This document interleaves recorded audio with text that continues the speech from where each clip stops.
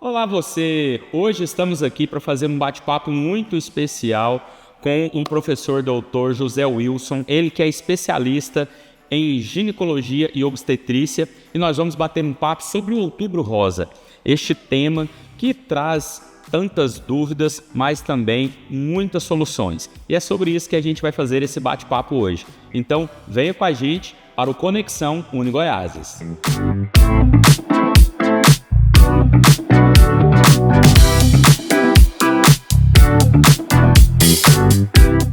Hoje, para nós, é uma satisfação estar aqui recebendo professor do curso superior de medicina, Dr. José Wilson, ele que é especialista em ginecologia e obstetrícia. Olá, professor, satisfação recebê-lo aqui. Bom dia, pessoal, tudo bem?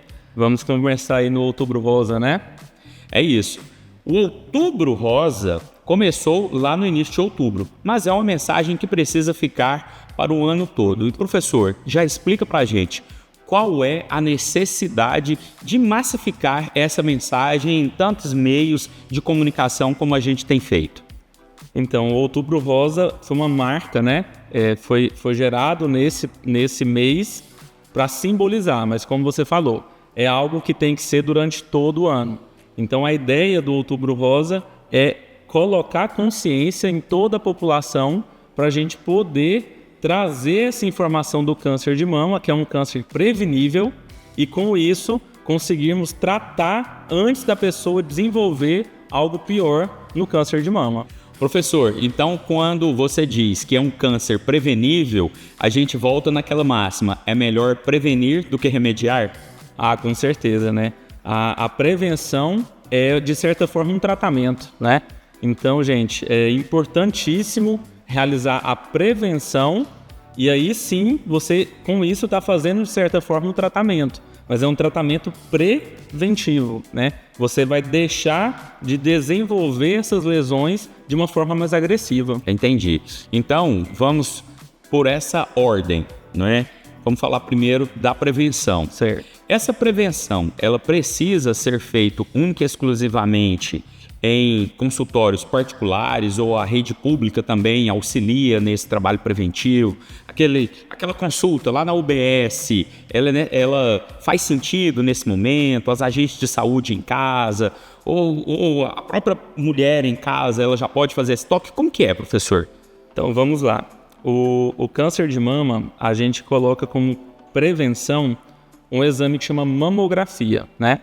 Esse exame ele é realizado em todas as mulheres a partir dos 40 anos de idade. E aí, logicamente, isso está tanto na parte pública quanto na parte particular. O SUS ele fornece a mamografia para todas as pacientes eleitas, que são essas, a partir de 40 anos. Ah, doutor, mas a gente pode também, de outra forma, prevenir? É claro, o autoexame, né? Temos a mama aqui. E o autoexame ele tem que ser realizado a partir do momento que a mulher começa a menstruar. Ela tem que conhecer a sua mama desde o momento que ela menstrua. E aí com isso ela vai tendo a noção se esse nódulo que apareceu, se esse incômodo que ela tem é algo de anormal. A gente percebe que a grande maioria das pacientes que fazem o autoexame reconhece muito antes uma lesão inicial de um câncer de mama do que a própria mamografia. Então é importantíssimo o autoexame. O que a gente recomenda? Que faça esse autoexame uma vez por mês. E eu sempre oriento no meu consultório que você faça no período pós-menstrual. Então, meninas, todas as mulheres que estão menstruando, ela tem que fazer o autoexame. Sempre no período pós-menstrual, né? Passou-se ali uns 7 dias da menstruação, você faz o seu autoexame para você conhecer a sua mama. É importantíssimo. E quais são esses sinais, professor? Você falou aí de algum nódulo, alguma coisa? Quais são as anormalidades? Então, o câncer de mama, um dos mitos que existe é que ele é um câncer que dói, e na verdade não. A dor é um dos poucos sintomas. O sintoma inicial realmente é um caroço. É uma nodulação, uma anormalidade. E aí, quando a paciente faz esse autoexame, uma vez por mês, ela conhece o tecido mamário dela, nessa autopalpação, e qualquer anormalidade, um nódulo, um carocinho, alguma coisa de diferente, já abre o alerta. Ah, é câncer? Não. Pode ser. E aí ela vai na consulta médica e vai ser feito o exame clínico e, consequentemente, os exames complementares. Então, de sintomas e sinais, o que a gente percebe é nodulação. Normalmente, a nodulação do câncer é uma nodulação irregular. Então, quando vai palpar, não é um nódulo redondinho. Ele é meio ondulado, ele é meio fixo ao tecido. Não é aquele nódulo que você consegue mexer. É um indício, né? Lógico que tem que ser complementado com os exames. Sim. E também, mesmo tendo esse nódulo, né, até para ninguém apavorar, ele pode ser também benigno. De repente foi só alguma coisa ali, alguma anormalidade, alguma outra coisa que fez com que esse nódulo aparecesse. Exatamente. E aí, por isso que eu estou falando, faz essa autopalpação, percebeu um nódulo, percebeu uma alteração, vai na consulta. E aí a gente vai examinar, pedir os exames complementares e definir se é um nódulo suspeito ou se é só um nódulo que é normal, vamos falar assim, da mama, que não é um nódulo maligno, né? Seria um nódulo benigno. Entendi. E falando ainda da prevenção, mas vamos dizer que neste período, antes dos 40 anos, essa mulher, ela não teve nenhuma normalidade, ou de repente teve, isso não se tornou em nada, e ela é engravida, ela vai ter um filho, né?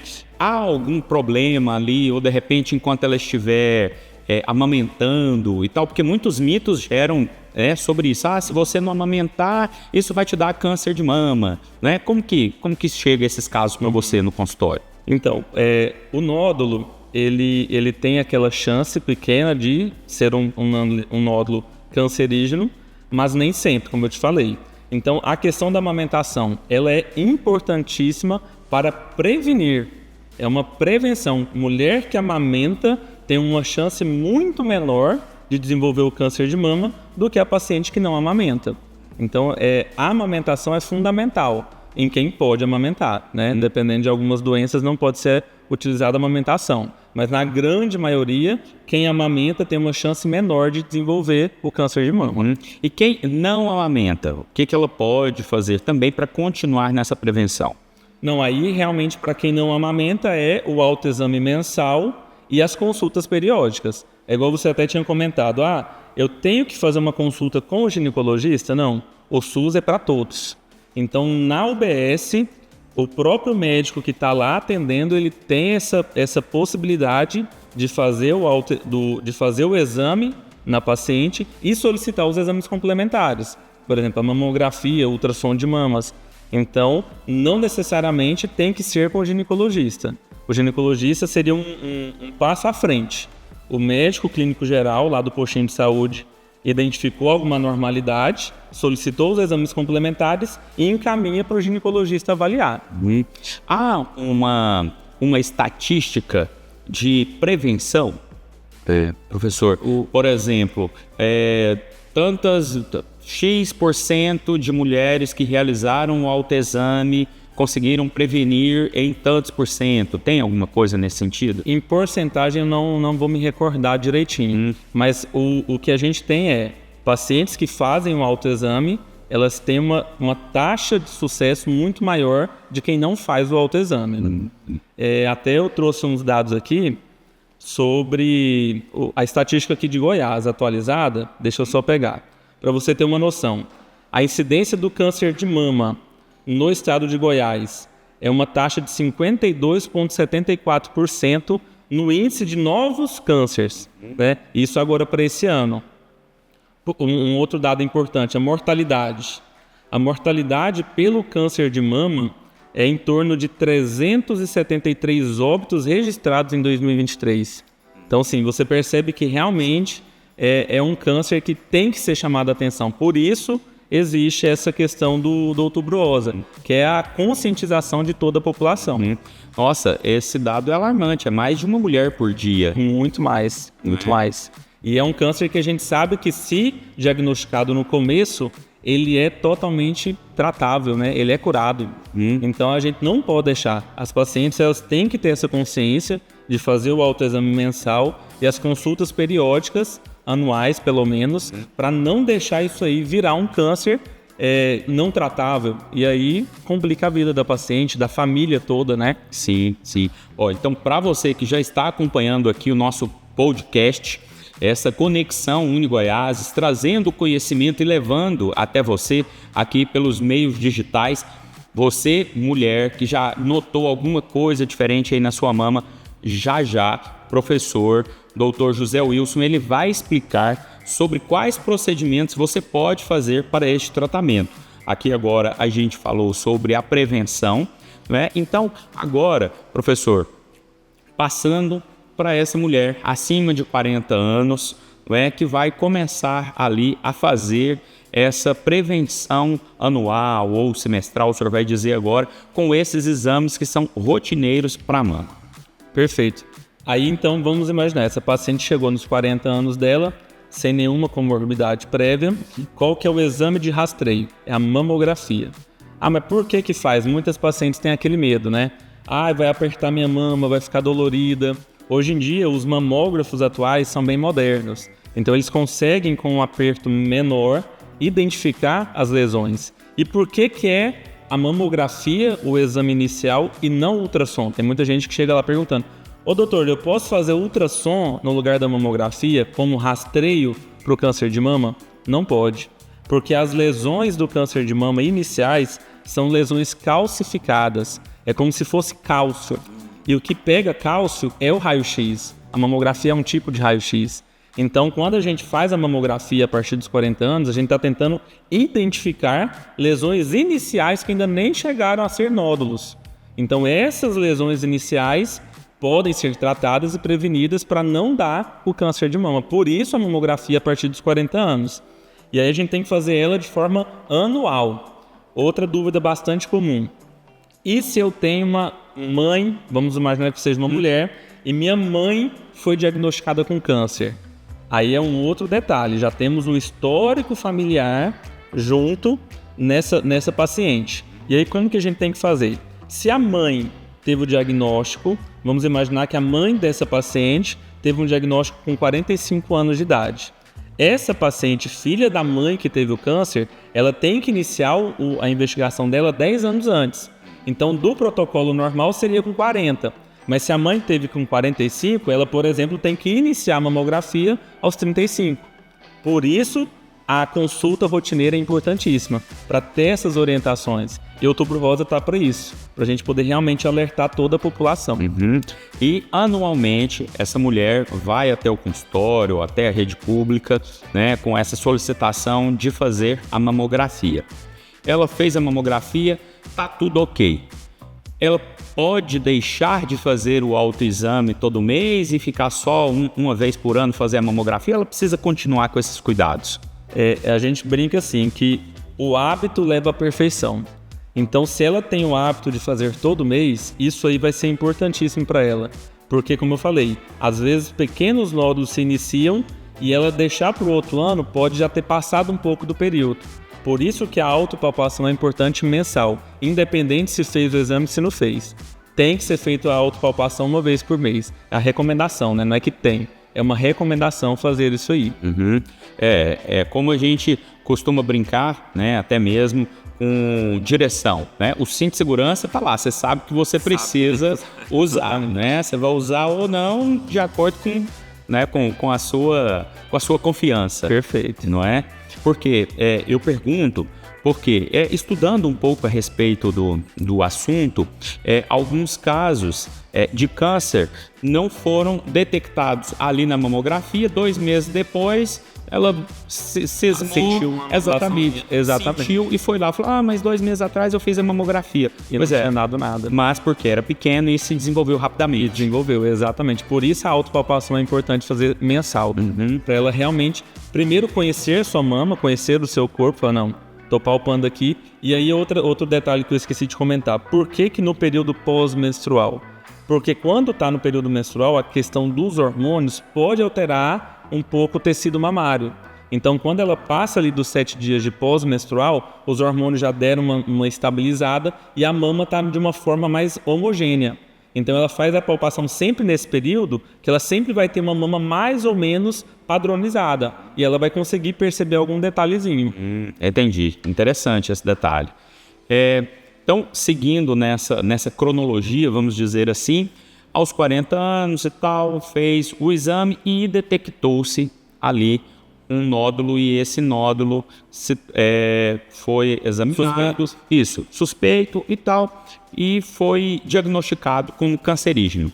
Ok, qual o tratamento a partir deste momento? Eu sei que há peculiaridades, né, de caso a caso, mas qual é a normalidade de se seguir? Então vamos imaginar, fez a mamografia e tem um nódulo suspeito. Suspeito, como eu falei, um nódulo irregular, aderido aos tecidos e tudo. A partir do momento que tem esse nódulo suspeito, a gente tem que fazer uma biópsia desse nódulo. Então realmente tem que ir lá tirar um pedacinho desse nódulo, mandar para análise e aí confirmar se é ou se não é um câncer. Confirmando o câncer, aí a gente vai direcionar essa paciente.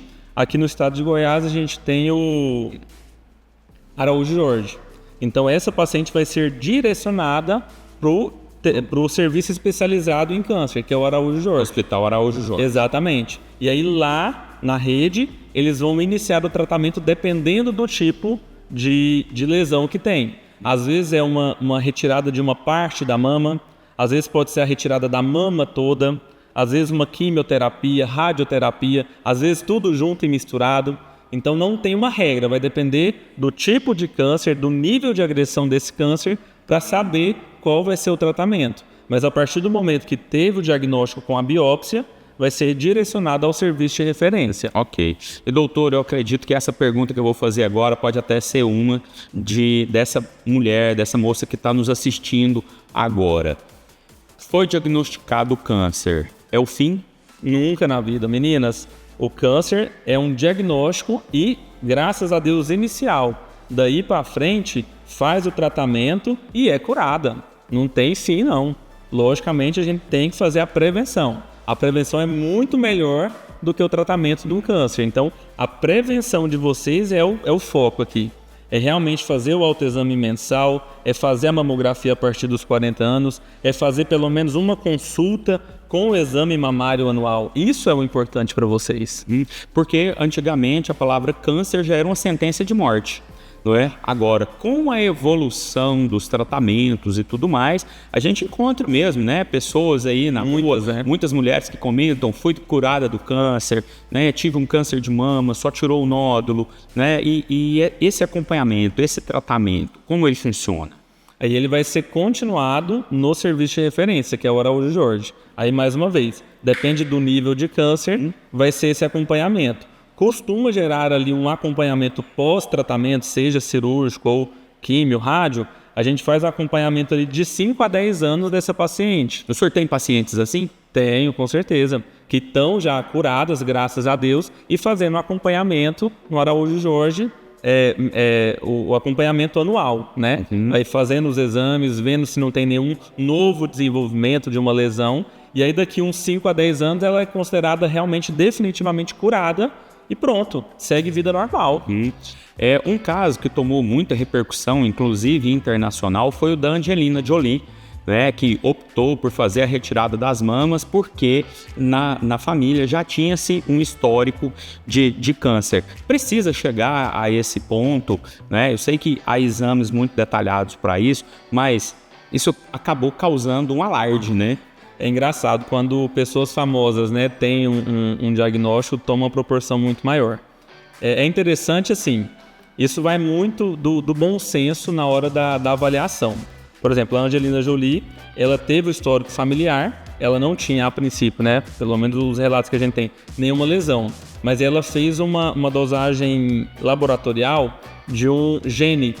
E aí, quando ela viu que ela tinha esse gene, que é um gene cancerígeno, ela optou por retirar a mama exatamente para não ter esse risco de desenvolver o câncer de mama. É algo que tem que ser muito discutido, não dá para a gente poder aqui falar, não, tem o gene, tem que tirar a mama, não necessariamente. É algo que tem que ser analisado, ver o histórico familiar, se mais gente teve na família ou se é só esse gene em si. Então é uma coisa que não dá para falar, é assim ou assim. É uma análise no contexto geral. Não precisa chegar a tanto radicalismo. Exatamente. Nossa, eu tenho o gene, eu já vou tirar minha mama. De jeito nenhum. Isso tudo tem que ser analisado ao decorrer das consultas.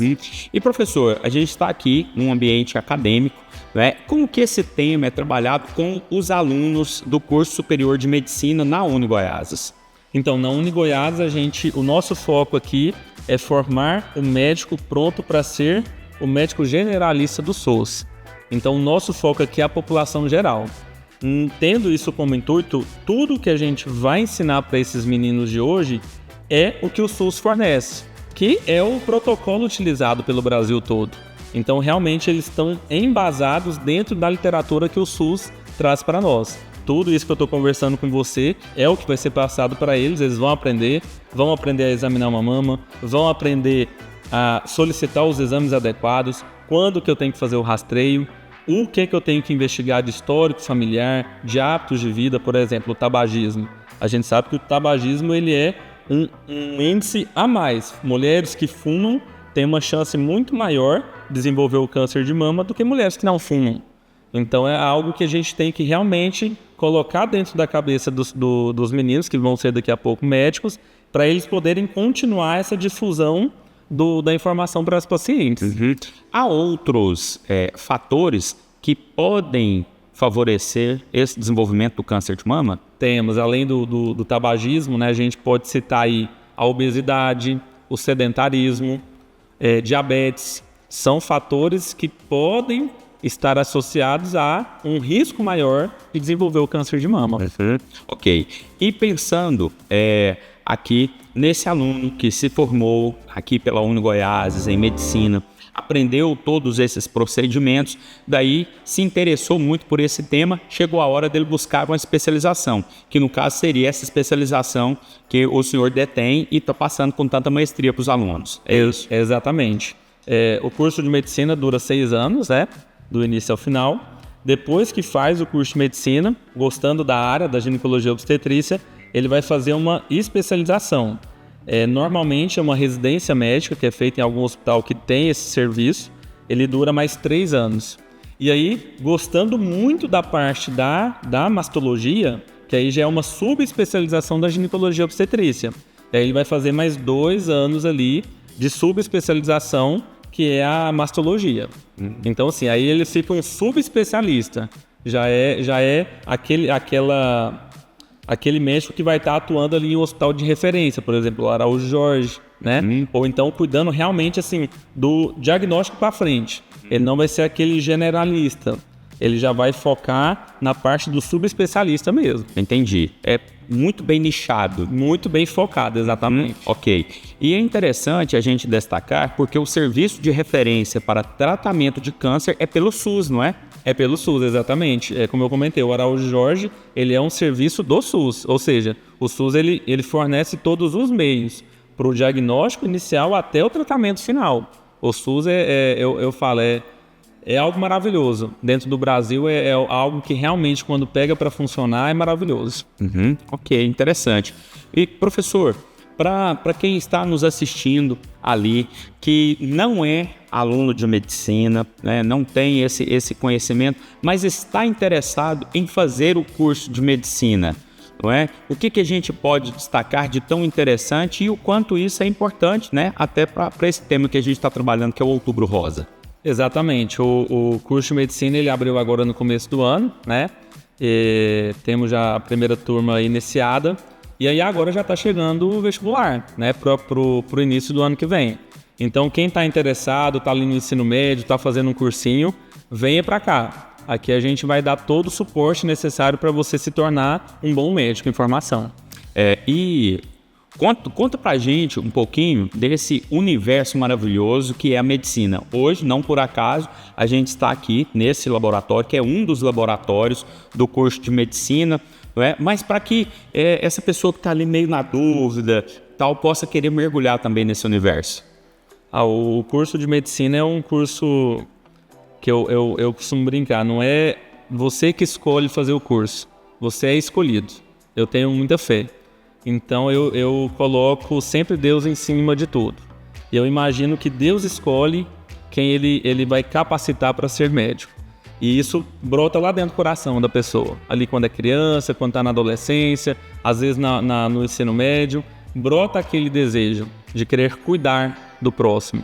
Então eu imagino o curso de medicina isso. Você se dedica para cuidar de outras pessoas, né? Tem que ter em si a vontade de servir. Exatamente. É um curso que às vezes te puxa muito, porque às vezes você vai estar num plantão noturno, vai ter um final de semana que você não vai estar com sua família, você se abdica às vezes de momentos de lazer em prol do próximo. E dentro do seu coração você fica grato por estar fazendo esse processo. Isso é bom, extremamente gratificante. É bom. Né? Para quem serve, isso realmente faz todo sentido. Professor, para a gente poder fechar aqui, deixe por gentileza essa mensagem do Outubro Rosa, mas que precisa se estender durante todo o ano. Então, meninas, o Outubro Rosa é um mês de prevenção do câncer de mama, mas a gente tem que lembrar que ele tem que ser prevenido durante todos os dias do ano e não só no outubro.